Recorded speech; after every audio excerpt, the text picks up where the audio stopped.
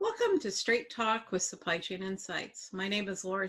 I'm the founder of Supply Chain Insights, and today I want to share with you the second section of the YouTube series, Supply Chain to Admire. In section 2, I'm going to share insights on the winner. In section 1, I outlined what the methodology is and gave you some insights. So let's hop right in. Every winner, companies that have driven improvement faster than their competitors, 2/3 of their competitors, companies that average better than their peer group, and performance measurements of growth, operating margin, inventory turns, return on invested capital, and have outperformed their competitors on value, which is measured by either price to tangible book or market capitalization. They can hit the mark from either. So they must do all three. They must drive improvement faster than 2/3 of their peer group. They must outperform their peer group. And they also must drive value. Become a Supply Chains to Admire winner. There are 22 winners. And each company that wins the Supply Chains to Admire award gets a digital award and gets the ability to share the insights with their employees, use the award to basically help with recruiting and drive awareness of what is supply chain excellence for their internal groups and external partners. So let's get into it. This is the award that they will get, and these are the winners. So in the retail segment, we had 3 winners: Dollar Tree, TJX, and Ahold. Now, I think it's very interesting in the retail sector that the companies that do the best in the supply chains to admire are very focused on new business models. Dollar Tree was an early driver of dollar shopping coming out of the 2010 recession, and is actually placed in the winner's circle for multiple years. Same with TJX, is placed in the winner's circle for the last 3 years. They've been working on discount retailing, buying inventory, reselling inventory, and really trying to drive discount fashion shopping. And Ahold has been investing in just good old-fashioned grocery retail. In the process industry, we have Reckitt Kaiser, which has outperformed the peer group in consumer packaged goods. We call it also consumer non-durables. L'Oreal in personal products. L'Oreal has actually won the Supply Chains to Admire contest for more years than any other company in the 7 years we've been doing it. Monster Beverages, which is a year-over-year winner in the beverage group, new model. AbbVie, which is a biologic and pharmaceuticals, and Ecolab, which has driven year-over-year improvement to be able to place in the winner circle. Now, in the discrete industry, the Supply Chains to Admire has progressively favored discrete industry participants.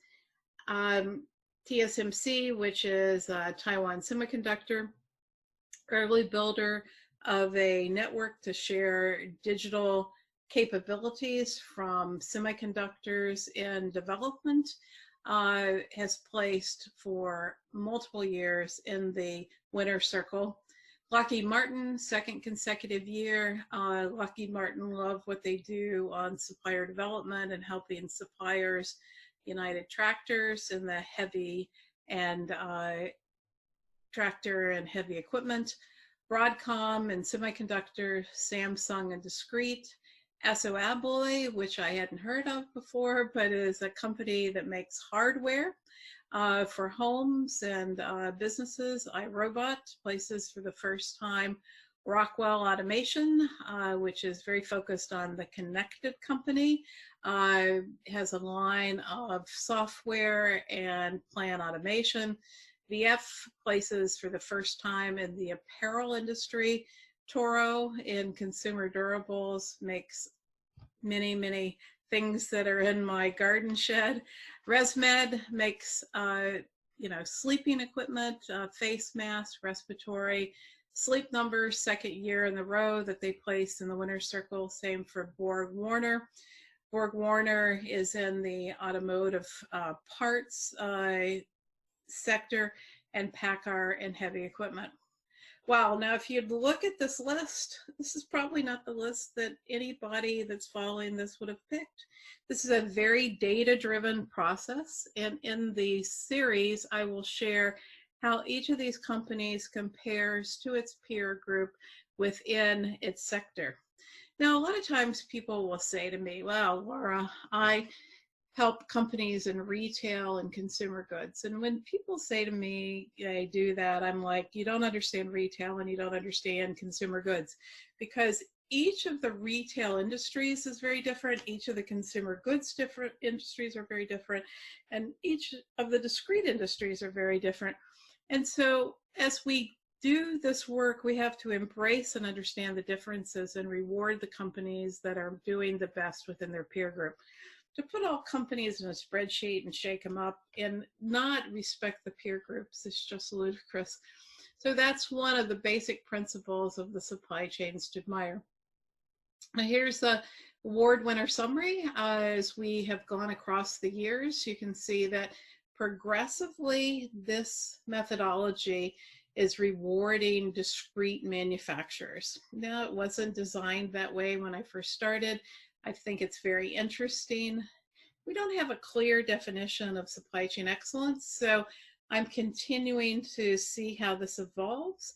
I think that in discrete industries, we have a clearer vision of what supply chain excellence is. Demand is clearer because they're make to order, configure to order businesses. There's less political dynamic around forecasting that we see in process. And I think retail has struggled as we have gone through contactless shopping and the redefinition of the retail business models. So we will see a lot of this as we look at the individual companies. Now, the retail award segment over the years has gone from embracing traditional retail, Nike, Walmart, Target, to be able to look at new forms of retail, Dollar General, Dollar Tree, and the dollar sectors, being able to look at TJX and, retail, fashion, conscious shopping, and Urban Outfitters, which has done an awful lot of work in the circular economy and retail clothing. So we are progressively moving from traditional retail in our rewards to new and innovative retail business models. And the process industry, similar. You can see that Boston Beer and Monster have actually been winners in the beverage industry. You don't see the big beverage companies placing. AbbVie, which is a spinoff of Abbott, is the winner in pharmaceuticals. For many years, we didn't have any winners in pharmaceuticals. And you can also see that Reckitt Benckiser places ahead of companies like Procter & Gamble, and that L'Oreal is the most consistent winner year over year with 6 placements. Now, I think L'Oreal is interesting because it's a case study I've written many times. And what do I take from the L'Oreal study? Why has L'Oreal done so well? Well, one of the reasons is because they're very, very fanatical about their shopper. They focus on regional differences, and they focus on demographics, and they focus on communication with their shopper in everything they do. It's not about the theoretical shopper. They really get in the shoes of the shopper. But also, they haven't gotten hung up on kind of fad programs or cool technology. They've stayed very focused on R&D innovation. 80% of their products change every year, and really serving the shopper with beauty. And then when we look at the discrete industries, you can see that Apple placed for 5 years. And the reason why they didn't place in 2020 was even though they're outperforming, they have stopped driving the level of improvement they used to. And remember, it's about improvement and performance together. And if you don't have improvement rates better than 2/3 of the peer group, you can't make the cut. And you can see that the discrete industries are all over the board with the exception of Apple and Broadcom and Cisco and Cummins Engine, which I love Cummins Engine, focus on new product launch and process. They do extremely well. Herman Miller, again, new product launch and furniture production. And then when we look at the this long list, I broke it into 2 tables. TSMC places the highest in semiconductors. So of all of the companies across the years, the highest number of placements are Taiwan Semiconductor, L'Oreal, Apple, Broadcom, Dollar Tree, Dollar General, and what is very, very similar in all these companies is the ability to innovate at a business process level, the ability to innovate with new business models. So let's take a couple of examples. Sleep Number doesn't sell beds. They sell sleep and wellness. You talk to anyone at Sleep Number, the first thing they're going to ask you is, what was your sleep number last night? And you may look at them a little crazy, but they have designed their supply chain to deliver wellness for sleep. It's phenomenal. They've designed and taken responsibility for the supply chain all the way to the end shopper with postponement and the design of the sub-assembly for white glove delivery. It's a great story.